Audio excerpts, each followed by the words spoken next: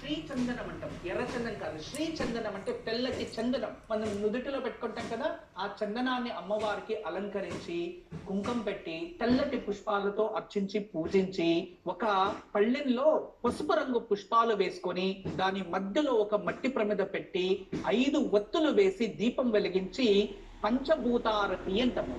అంటే పంచభూతాలకు ప్రత్యేకం 5 వైపులా దీపం వెలిగిస్తే, అలా దీపం వెలిగించి అమ్మవారికి ఆరుతి తీసి అమ్మవారి ముందు పెట్టి జ్ఞానాన్ని నాకు ప్రసాదించు తల్లి అని అమ్మవారిని వేడుకోండి.